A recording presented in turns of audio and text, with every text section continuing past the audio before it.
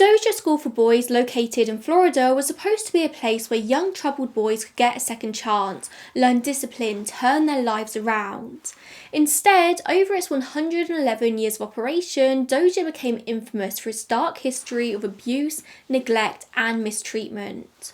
What started as a reform school designed to help juveniles quickly spiraled into a place of fear and suffering for many of its students, with a high number of unmarked graves being found in the grounds after the governor ordered a full investigation in 2009. In 2013, researchers from the University of South Florida got permission to exhume the bodies and run tests to determine who they were and how they died, and in total they excavated 55 bodies. And that's only the start of it. Today we'll explore what really happened behind the walls of Dozier and how its shocking legacy came to light. And I am going to warn you going into this one that this story is dark. Some of the stories that came out of this school from the children who survived are beyond imagination. They're really, really hard to hear. So if you feel like you can't handle that, I understand this episode might not be for you. The Dozier School for Boys was a reform school that was operated by the state of Florida in the panhandle town of Marianna from January 1st, 1990 to June 30th, 2011. Yes, this only closed 13 years ago. The school was known by a number of different names over the years, including the Florida School for Boys, the Florida State Reform School, the Florida Industrial School, and the Arthur G. Dozier School for Boys. Just for the sake of keeping things easy to understand here, I am just going to call it the Dozier School for Boys, or Dozier for the most part. It is what is known as most recently, so it just makes most sense. But basically, every time the school came under a bit of fire and a new administration took over, the school would change its name, it would change tacts, it would change the punishment techniques and forced labour required of its students. In 1967, the school would have its name changed to the Arthur G. Dozier School for Boys after a former superintendent, and that's the name that would stick for the rest of its time until closure. But when the school opened in 1900 as the Florida School for Boys on 1,400 acres of land in Marianna with no perimeter fencing, so nothing to technically keep the kids in, it was supposed to be this refuge for troubled children who had been convicted of crimes, these so-called juvenile delinquents. They were meant to be able to be sent to this school and receive training and education that would pull them out of this early life of crime, turning them into productive members of society. And this was the largest training and reform school in the USA at this time. But the whole idea of this, the idea of reform, fell by the wayside pretty quickly. At first, the children admitted to the school were found guilty of these big criminal offences. We're talking things like murder, assault, serious thefts. And this wasn't a jail, it was going to turn their lives around. But the law that placed the kids there was later amended to include pretty much any crime, no matter how minor. So you as a child committed any crime in the state of Florida, you could be sent to Dozier. We're talking tiny things like truancy, missing school, dependency, incorrigibility, like somebody who was deemed not able to be changed or reformed. Eventually, even kids who were found to be hitchhiking, kids who were estranged from their parents, even orphan kids were sent to Dozier. If they had no place to go, they were sent to this school. At first, the children were as young as 5 years old and as old as 21. It was a mix of males and females, black and white, segregated by race. But it wasn't long until it became a boys-only school with a much higher population of black students than white. The idea was that both educational and vocational programs would be offered to these kids to give them a well-rounded education, which of course never happened. The first biennial report, written by Superintendent Walter Rules to the Board of Directors in February 1901, so just over a year after they opened, wrote that they had 30 child inmates over the year, with about 20 at any one time. They had 5 white boys and 25 black boys and girls. They had an array of sentences from 6 months to 4 years, and he noted that the sentences of those serving 6 and 8 months terms have expired, and they were discharged without having derived any perceivable benefit. Such short sentences do not give them much in reforming habits and building characters. Also, weirdly enough, the school also got less money for the shorter sentences, and less inmates meant they didn't have as many bodies to work on the land and make money that way. It was at this point, so very soon after the school opened, that the law was amended to allow for longer sentences, and it was also decided that the school would be able to decide how long the kids stayed and not the courts. the school which gets financial benefits for every child that they have there. And then it was decided that any incorrigible children could be sent to Dozier without conviction for an indefinite period. So basically, even kids who have done nothing criminally wrong could be kept as inmates at Dozier. And the school could literally keep kids until they turned 21 years old if they wanted to. Like, that was the deal here. They could receive a 5-year-old who had been orphaned or who was just found wandering the streets and keep them there until 21 years old for no reason. As you might expect, the school was racially segregated until 1967 with separate camps, housing, education and work assignments. And naturally, the white boys were all offered the better side of the deal. The white side of the school was much more roomy, they were offered more educational stuff, they had the ability to get certificates, small qualifications in whatever it was they were learning. The white boys had the industrial shops, the woodworking shops, the kind of education that would actually be able to help them in the outside world once they were released, if they were released. However, the black students would be made to work out in the fields. They were picking and planting crops for state profit. Students described it as akin to slavery in the 20th century, but we'll elaborate more on that in just a second. Hold on to that thought. Whilst the white boys got somewhat of an education, maybe, the black boys were the ones having to do the hard manual labour, including looking after all the animals, all the agriculture, and the crops and animal products would partially be used in the school cafeteria and partially sold for profit. These boys were meant to be students rather than inmates. This was a school at the end of the day, not a prison. But built into the very bones of the school were contradictions. These kids were being convicted of crimes in a court of law and sent here. So straight off the bat, the staff had the impression that they were dealing with criminals, not children, and so they treated them as such. I mean, there were the orphans and wards of the state as well, but a good amount of these kids were convicted criminals, and I say that in quotation marks. And many survivors would later say that although they were sent to the school after being found guilty in a court of law, they had no idea what the crime they'd allegedly committed was. It's also important to note that a lot of the boys were sent to Dozier on a peonage system, which is the use of labourers in servitude because of debt. So essentially, if a child had been found to steal something, they'd be forced to work at the school until it was deemed that they'd paid off their debt, as well as any fines that they'd incurred in court as well. But of course, these were children, often black children, whose families were living in abject poverty thanks to segregation laws in Florida, and the families couldn't afford to pay the fines. So here comes the school, here comes Dozier, saying that they can work on their grounds to pay off their debt. Peonage is also sometimes called debt slavery, essentially legal slavery. And here I do want to talk a little bit about segregation under Jim Crow in this time in the South, because it's incredibly relevant to what happened at Dozier. Up until the Civil Rights Act of 1964, segregation affected every part of life in Florida. And by the end of the 19th century, Florida also did not have prisons. Like literally up to the opening of Dozier, they did not have prisons. Instead, Florida relied on the convict leasing system, where convicted criminals were leased by the state to private individuals who could essentially do what they liked with the convicts. It was forced penal labour, which of course disproportionately affected black people. The 13th Amendment prohibiting slavery and involuntary servitude was ratified in 1865, but it explicitly exempted those convicted of crimes. And so the southern states quickly passed black codes, which were brand new laws that only applied to black people. Under these new codes, black people could now be criminally prosecuted for tiny things, such as loitering, breaking curfew, not carrying proof of employment, and vagrancy, which is the crime of simply being homeless. And then, once convicted, they could be leased out to employers where they'd be worked to the bone. It was legal slavery. And these new laws meant that southern states, including Florida, suddenly saw a huge increase in the amount of prisoners that they had. And this was literally for profit. There were financial reasons to arrest people. And you could argue that that hasn't changed, but we're not going to get into that conversation right now. In January 1883, Florida had just 208 prisoners. By 1904, 21 years later, they had 1,071.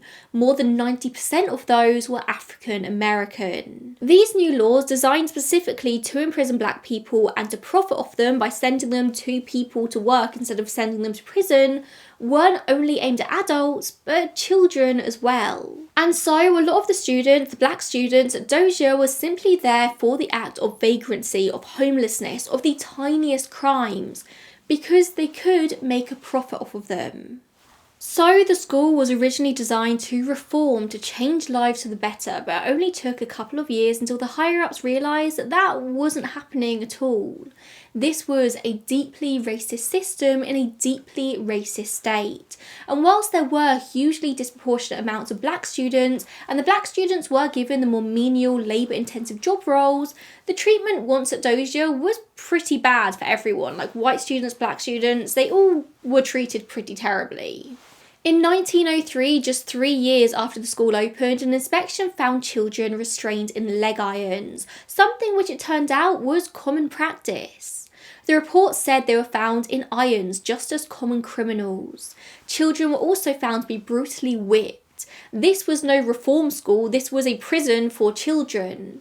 But if steps were taken after this point to try and make a change, I wasn't able to find any information out about it. It was just written in the report that this is the treatment they're getting.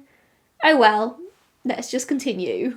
In 1909, it was found that the schoolrooms, the classrooms, were in incredibly poor condition and didn't even have desks. So was there even any education going on at Dozier at all? In 1911, it was found that the current superintendent was a fan of unnecessarily and brutally punishing the boys with a leather strap fastened to a wooded panel.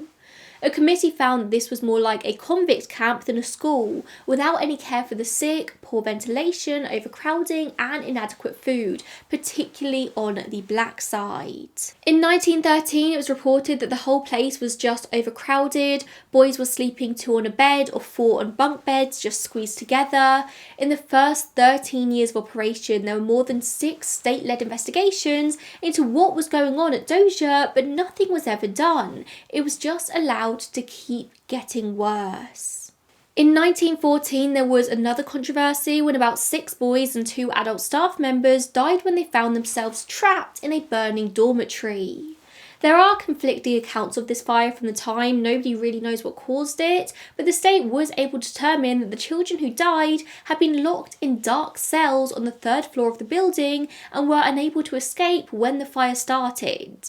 And so trapped probably isn't the right word, because they weren't trapped because of the fire, they were trapped, locked away in cells by the people who were supposed to be caring for them. The school listed 6 deaths at the time, all of them were of white boys. It was in one of the white buildings, although the coroner's report listed 7 deaths, and the school also insisted that 2 boys were able to escape and run away.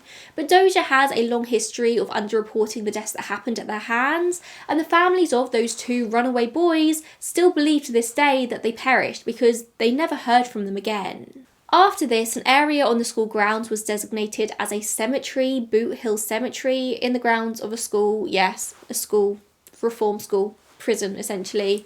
The remains of 3 of the individuals who died in the fire would later be found here, literally in the last decade, with a forensic anthropology team saying they believe that about 10 people probably died in the fire, so they do believe that Dozier underreported the deaths. In the aftermath of the fire, it was found that the people who were supposed to be in charge, the people supposed to be keeping the children safe, had actually gone for a night out in the local town, and they were nowhere to be seen when this fire broke out. The superintendent was fired, and it would actually later turn out that he was a convicted bank robber, like seriously, and a new admin team was put in place with a new school name and new rules. And at this point, reform was taken out of the name entirely. It became just the Florida Industrial School for boys, so the pretense of reform wasn't even there anymore. Over the next 5 years, the school would have 7 different superintendents. At this point in time, you've got to think of this as more of a business rather than a school. Like, it was all about making money. And their 2 most profitable businesses were brickmaking and publishing. In 1906, they built a brick-making machine that made more than 20,000 bricks a day, all of which were sold to the local community, and any leftovers were used to build more dorms on the ground, more space to hold children that they could exploit for free labour. And they also had a thriving printing industry. They bought a printing press and created a newspaper called The Light. Soon, nearly all paper materials for the state government in nearby Tallahassee were being printed by the school. This printing business generated more than $250,000 in revenue. That is crazy money, especially in 1906, the early 1900s. And you could be thinking, brickmaking, printing, publishing, these are good trades to be teaching to these children. These are helpful skills for later in life. But that's kind of negated by the terrible treatment, all the abuse, the neglect, the cruelty, the rape, the physical abuse that happened in the 111 years that this school was in operation. It doesn't quite balance. As the decades passed, there showed no signs of anyone stepping in to stop this abuse. Investigation after investigation showed that the boys were being kept in horrific conditions. They were worked to the breaking point, but nothing was ever done.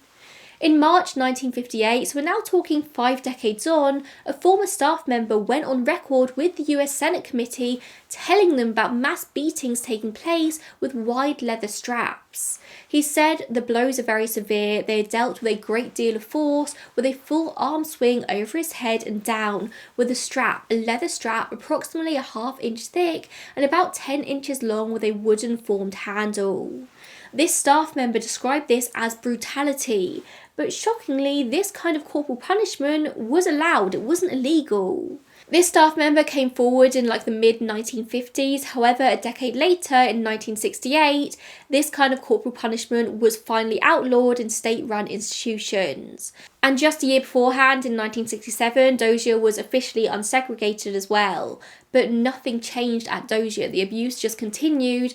But now it was just a lot more secretive. It was hidden away behind closed doors and away from cameras. The same year, Governor Claude Kirk paid a visit to the school and he found a horrific sight. He found holes in the ceilings, leaking broken walls, buckets for toilets, and massive overcrowding. There were 900 children being supervised by 140 adults. It was the same thing again and again and again, and nothing was done to make a change. But the living conditions were the least of the boys' problems. They were much more concerned about all of the abuse, the physical and sexual abuse. You had intellectually disabled and physically disabled children who were at Dozier because they had nowhere else to go, living in the same quarters as 18, 19, 20-year-olds who had been accused of sex offences. You had adults who seemed to enjoy abusing children. You had contagious illnesses running rampant. Whilst there were the children in Dozier who were there for no reason, just for being homeless, for being orphaned, or for tiny little crimes, there were also the children in there who had been convicted of serious crimes, who needed much more help than just being shoved in this abusive school. Countless survivors have come forward in the past decade or so since the reality of Dozier came to light in the public, sharing the stories of their trauma. Because you see that whilst the dormitories were in generally terrible condition, they weren't really fit for living, they weren't the scariest place on campus. No, the building that the boys feared above all others was called the White House, where they would be taken for the worst kinds of punishments. Years later, once Dozier had been abandoned, explorers would find bloody handprints on the walls, scratch marks and fingernails, mattresses covered in blood and bodily fluids, or at least that's what it looks like in the photos. Today, there's a group of men who call themselves the White House Boys, survivors of Dozier who in recent years have come forward to share their stories.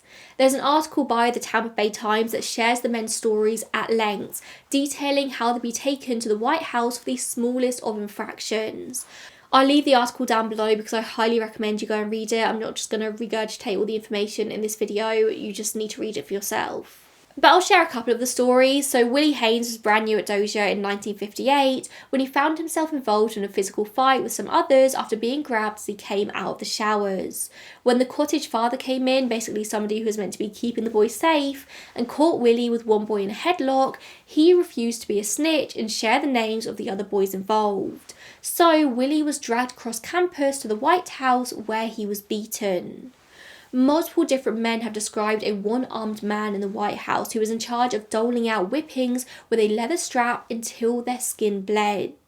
Many of these boys, these survivors, believe that many people died in the walls of the White House, but it's all speculation. We'll explore the death at Dozier later in the episode, but there's no way of knowing. Ed Adams died in 2004, but he had been a student at Dozier in his youth.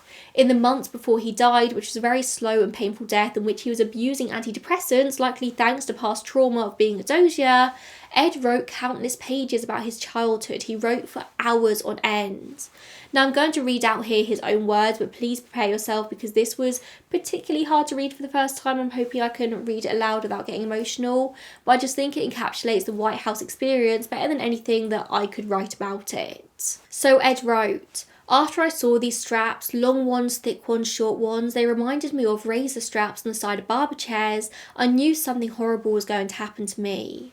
I was taken into a room and placed on a small bed about 3 foot wide, maybe 5 or 6 feet long. The bed was near the floor and had a filthy mattress on it. I was told to hold on to the end of the bed and not move or cry out. And then I remember the sound of something cutting the air, followed by a pain I can't describe. The most horrible pain a human being can imagine. It hurt so terribly bad. I would try and move to get up from the bed. God, please make them stop beating me. But they beat me and beat me so bad." And this was just one of Ed's experiences in the White House. There are so many stories that tell the same story. In the 1970s, a local teacher called Jack Levine heard about Dozier School and he decided to pay a visit. Jack was teaching delinquent kids at a residential centre in nearby Tallahassee, and they had mentioned rumours of Dozier School to him. So Jack became curious and wanted to see it for himself. So one day he drives to the school and shows his credentials to get in, and soon he is absolutely shocked by what he is seeing. He found this kind of lock-up facility towards the back of campus, which is a jail within a jail essentially. There were these rooms or cells locked with metal doors, and he said the smell of urine just emanated. Jack asked the guard if there were kids in there, and he replied yes. Upon asking to meet one of the boys, the guard opened a door and found a boy half naked lying on a concrete slab. It wasn't even a bed, it was just a concrete slab. The boy was thin, small, terrified, and had no idea how long he'd been in there. The guard said he'd been locked in there for his own protection, as the older boys had been sodomizing him with a broom handle. And so that was it. He was locked away for protection, handed food once a day, and that was it. Literally, this cell, nothing in it, apart from a concrete slab for a bed. He was barely even wearing clothes. Jack was obviously horrified, and he did bring his concerns to his supervisors in Tallahassee, but as we've seen time and time again, nothing came of his complaint, or at least not immediately. But this kind of solitary confinement was quite common at Dozier. There are stories of one 16-year-old boy who was locked away and ended up eating a light bulb. It's unclear to me what his motivations were in attempting this, like was he trying to end his own life or if solitary confinement had affected his state of mind as it is designed to do, but he did also reportedly slash his arm repeatedly with a broken light fixture. Solitary confinement is one of the worst things the human mind can go through, like there is a reason it's used as a torture technique. So for 4 years, Jack Levine fought for somebody to pay attention to what was going on at Dozier, to what he'd seen. And he finally got in contact with an attorney with the ACLU, which is the American Civil Liberties Union. In 1983, they filed a lawsuit against Dozier and 3 other juvenile facilities in Florida. Dozier might be one of the most famous of such facilities, but it was by far not the only one. This was happening all over the place. At this point in time, Dozier had 105 boys there, aged 13 to 21, and they didn't have anywhere near enough beds and facilities. Another inspection around this time revealed that the boys were being hogtied with their hands and ankles behind their back and placed in isolation for weeks at a time. But of course, the justice system moves really slowly, even when children are being horrifically abused. It took years for the trial to come around in 1987, and it seems there was a lot of back and forth between the ACLU and the state, because obviously the state were Dozier. On the literal eve of the trial, the evening before the trial was supposed to start, the state agreed on a settlement. They said they would sharply reduce the population at Dozier and at the other 2 institutions, and the idea being this would just improve conditions all around. Less crowding, less boys to look after, more time to focus on proper care. It was said at the time that these reforms launched Florida into a new and progressive era in the way that they treated young offenders. After 87 years of mistreatment at Dozier and seemingly nothing being done, finally something was put into place. Was this to become a new era of good treatment, true reform, true help for these boys? Of course not. The change was very short-lived. In 1993, there was a situation like outside of Dozier where some teenagers attacked a couple of British tourists at a rest stop and killed one of them. There was outrage, shouts of the youth being out of control, teenagers being coddled, like the same kind of panic you see with each generation as they become outraged by the behaviour of the next. There were calls throughout Florida for the government to throw out the population caps at Dozier because they needed somewhere to house these very bad teenagers, somewhere for them to pay.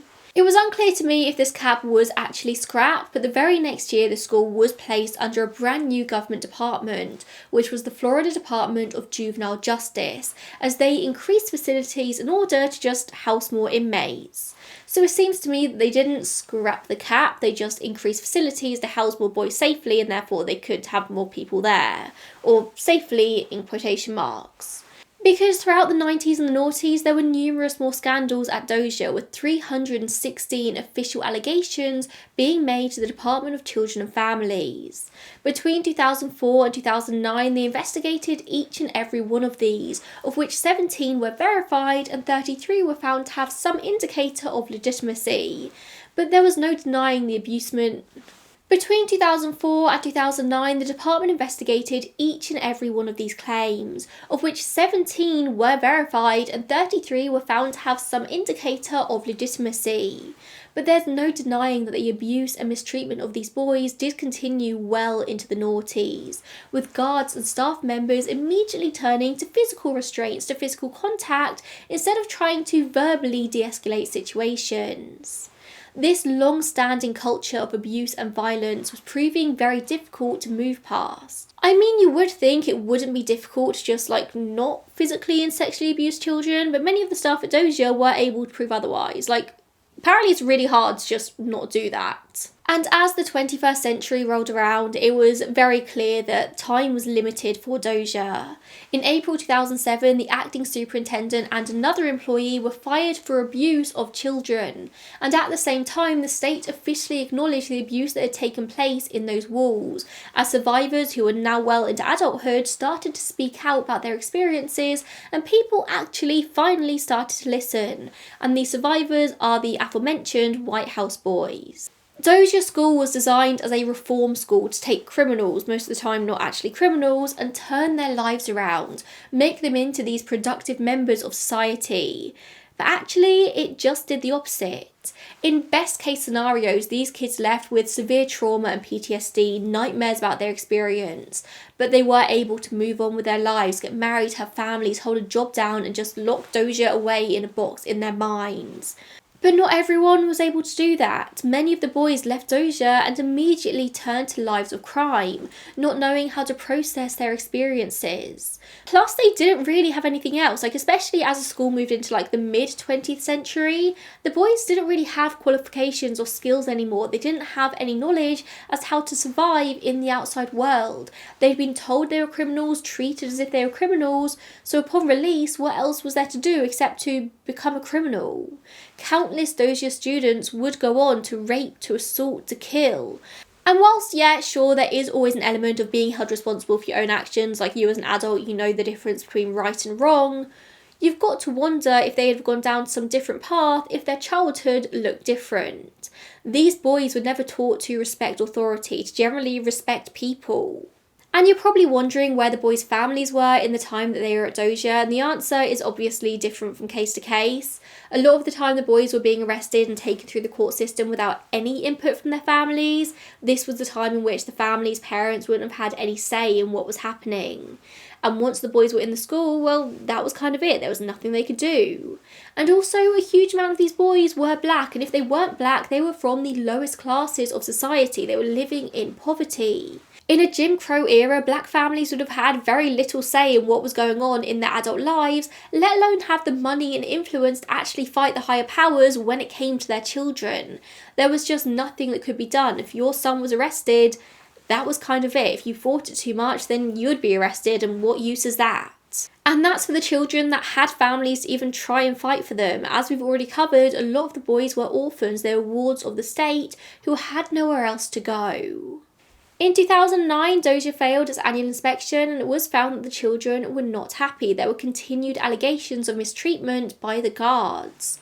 So the US Department of Justice conducted a survey of 195 different but similar US facilities, including Dozier. And in a 2010 report, it was revealed that 11.3% of the boys at Dozier reported that they had been subject to sexual abuse by staff using force in the previous 12 months.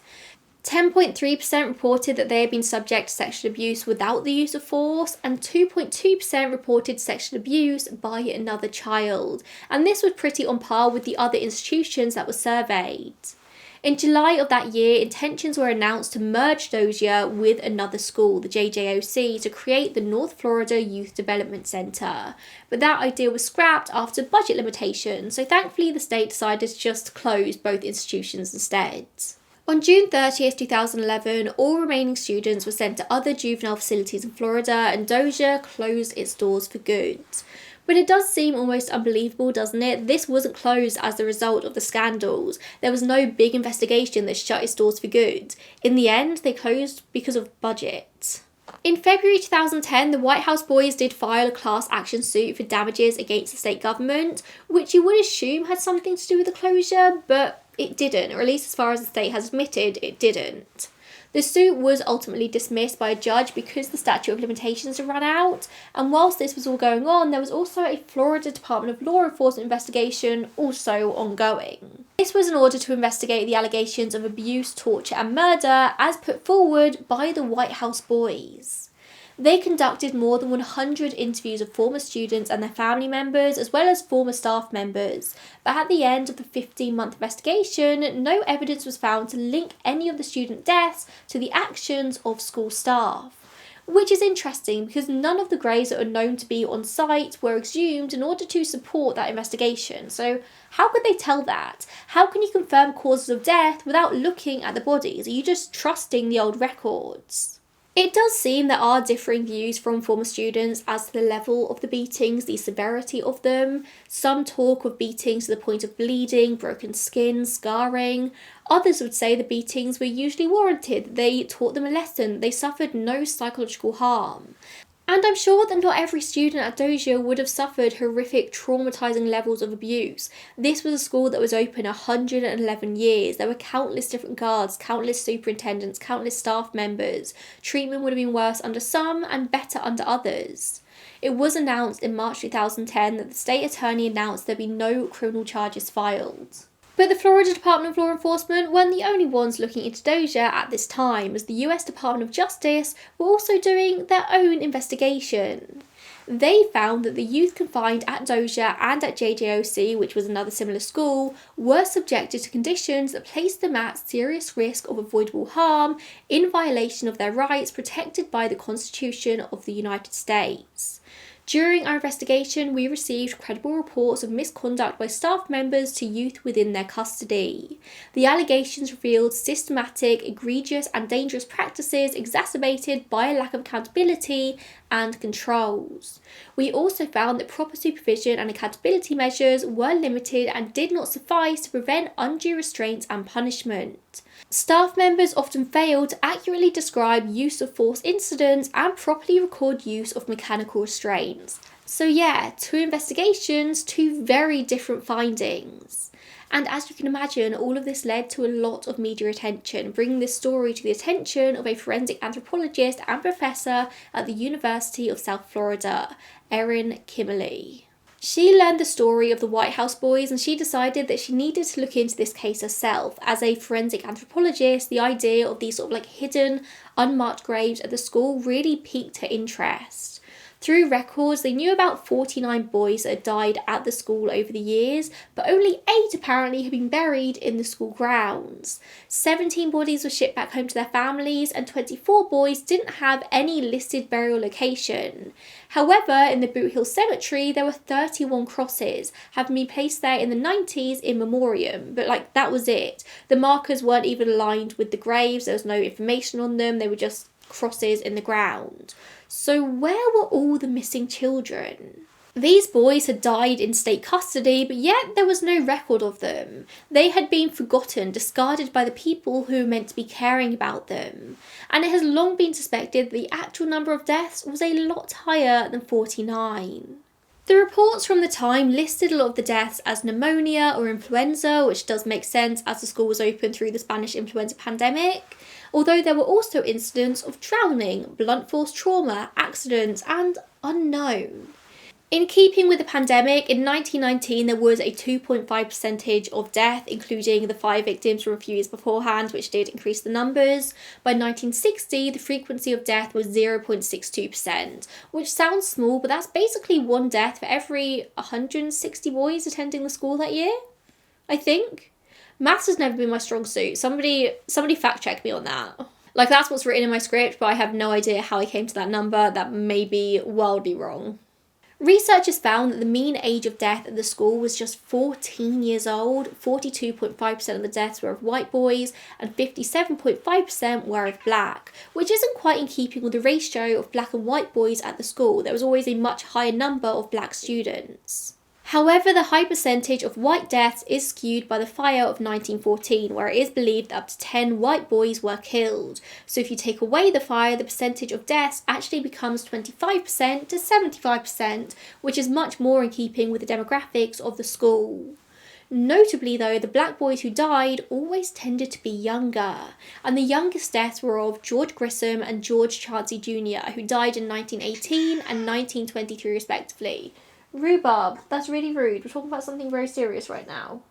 George Grissom entered Dozier School in February 1918 alongside his 8-year-old brother on a charge of delinquency, yes, at 6 years old, and they were both sentenced to being in Dozier until 21 years old, but they were eventually paroled locally and sent to work for a local man, and this is something Dozier did quite a lot. If they had too many boys in the school, they'd just send them to work elsewhere where they could be worked to the bone by somebody else. But just 16 months later, George was brought back to the school unconscious and soon died, and his is just one of many similar stories. And of course, although he didn't necessarily die on Dozier land, he was under Dozier care, like they were still his guardians essentially. In the records, there are some very interesting deaths. There's 14-year-old Lonnie Harrell, who died following anaesthesia for an operation. 17-year-old Lee Smith had a ruptured lung after falling off a mule. Robert Gerald Hewitt escaped and then died of gunshot wounds in the chest inflicted by person or persons unknown. Guy Hudson was 16 years old when he was committed to Dozier in 1921. He ran away 3 times within the first 2 weeks, each time being caught and returned, but only 18 days later, so 30 days after being committed, he mysteriously drowned. Thomas Curry was 15 years old when he died in December 1925. He'd been admitted to Dozier just 29 days earlier. He ran away on the 10th of December and was then killed on R.R. Bridge in Chattahoochee in Florida, and his death certificate states that he died from blunt force trauma to the head. So there were a lot of mysterious deaths after the boys escaped from Dozier. They always died within a day or two, and a lot of them died from gunshot wounds. Nobody knows who by. Gunshot wounds by person or persons unknown, but I don't know if it's coincidence. Many of the bodies of the deceased were buried on the Dozier grounds, whilst others were transported back home to their families, if they had them, if they could afford a burial. And whilst officials have always known about Boot Hill Cemetery on the school grounds, the question has always been whether there was more than this, just like one burial ground. Like, was there another area on Dozier where kids were buried? Remember, this is 1,400 acres. It's a lot of land to explore. In 2012, Erin Kimmerly knew that her and her team could aid in searching for the undocumented burial areas by using modern-day technology and scientific techniques. The team used ground-penetrating radar to identify where bodies were buried, but exhumation was proving difficult. The laws in Florida at this time meant that for a body to be exhumed, they needed permission from a family member. But these graves were unmarked. Nobody knew whose bodies were where. How do you get permission when you don't know whose body it is that you're trying to dig up? Erin had a lot of support in her mission. There were countless families out there who had boys go to Dozier and never come home, never having been told any information about their deaths or what became of them.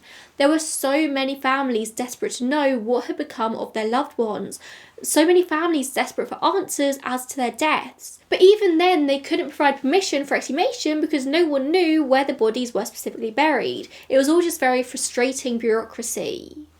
And then in 2013, Florida State announced plans to sell Dozier, or at least sell the land on which it sat for redevelopment, seeing as it was no longer being used as a school. However, a man called Glenn Vernado was actively fighting for the exhumation of his uncle, Thomas Vernado, and so he filed a suit against the sale. Obviously, once the land was sold, it was going to make it a lot harder to get permission to dig and exhume. Luckily, a judge did issue a temporary injunction blocking the sale until the time that Thomas's body was exhumed, and then state officials granted the university team full permission to search all areas of the ground for potential burial sites. And a search for burial sites was good, and permission to exhume Thomas was good, like a block on the sale was good, but it still didn't really mean much because they still couldn't just start randomly exhuming bodies. And then on August 6, 2013, the state finally issued a permit allowing the team to excavate and examine the remains of any boys buried at Dozier. Finally, families would be able to get some answers. So at the end of the month, the exhumations began. As Boot Hill Cemetery was located in the area where the black inmates lived, it had long been suspected that there might have been another sort of cemetery area for white students, because chances are they weren't going to be burying black and white students side by side. This has never been confirmed, but a lot of people assumed there must be another cemetery somewhere. In just 4 months of digging, Erin Kimmerly confirmed that the remains of 25 bodies had been found, which was already way more than official documents ever admitted to. With the remains being exhumed, the next big job was going to get them identified, and they were sent away to Texas for DNA testing. And Thomas Vernado was one of the first boys to be identified, his family finally getting the answers they'd always needed. It was reported at the time that Thomas had died of pneumonia caused maybe by anemia. Apparently documents said that he was a very sickly child even before arriving at Dozier, but his family have always thought that. They said Thomas was always a very healthy and happy child and his death was a huge shock. But hey, there's never been a huge amount of trust here about causes of death. With so many of the remains being found in really bad ways, there's just not really any way to confirm or deny how these boys died. This search went on for a really long time, and in January 2016, the anthropology team issued their final report into their findings. They said they'd made just 7 DNA matches, which does sound very small, but it was expected. Like I said, these remains weren't kept in the best conditions in the first place, and then finding a DNA match relies on the family members having given their DNA in the first place to make said match. And whilst there are some families out there desperate for answers, the same can't be said of all the families. I mean, some of these boys would have died over 100 years ago, so they likely don't have any family members still fighting for them today. But on top of the 7 DNA matches, they did also make 14 presumptive identifications, like identifications without DNA, and the team do continue to work on the IDing. They're working very closely alongside the families. In total, as I said, they found 55 different bodies, but shockingly, only 13 of these were within the grounds of the cemetery. The rest were found in a variety of different places, like in the woods, under brush, under a large mulberry tree on the grounds. And you would think that would be the end of it, but in March 2019 there was another big clear up happening at the Dozier site, and an additional 27 possible graves were found. A subcontractor found 27 anomalies in the ground consistent with graves. The governor, Ron DeSantis, did ask state officials to work with Jackson County to address these new findings and conduct more testing. However, I really struggled to find any more information on this. This was obviously over 5 years ago now, and the lack of updates do suggest to me that perhaps this ended up being nothing of note, but I can't say that for sure. If anyone knows what came of this, then please do let me know. I searched for ages and just couldn't find any articles on it. Former Dozier student though, Terry Burns, did tell Action News that if they searched the entire campus, he guaranteed that they would find another 200 to 300 dead boys buried in the grounds, which is a crazy number. In April 2017, the state did hold a formal ceremony for families of the deceased and survivors of the school to apologise for the abuse they experienced. 2 memorials have since been built, one in Tallahassee and one on the grounds in Marianna, and the families of the deceased can claim up to $7,500 to pay for reburials. But that's really about it. That's about where we're at today. The White House boys still talk about their stories. They want to raise awareness for what happened at Dozier, and they ask anyone else who sort of experienced the horrors to come forward and talk to them. Many staff members, officials, and even former students deny that any abuses took place, but I have no doubt that there were better and worse times at Dozier. There were the people who were treated better or worse, and I don't think that should negate the fact that some people did suffer horrific atrocities. I think it's quite clear that the grounds of Dozier have many secrets within them. They've been gatekept behind falsified documents, old staff keeping quiet, perhaps even officials not wanting to share the truth of what they know. No one wants to admit to child abuse, child murder perhaps even, and I wonder if the truth will ever really come out, but I know the White House boys are really, really fighting for it. Of course, they have received an official apology. The state government have admitted that abuse did take place within Dozier, but it went deeper. It went so much deeper. Thank you so much for tuning in today. I know this episode was definitely on the heavier side of things. This script took me so long to write, so I just kept having to step away and take a moment. I had so many more videos planned to go up this week, and I just haven't done them because this particular script took me such a long time to just finalise and figure out how to tell this story. It was really, really a difficult one for me. So if you got this far, thank you so much for watching and staying this long. And I will see you in the next one. Bye, guys.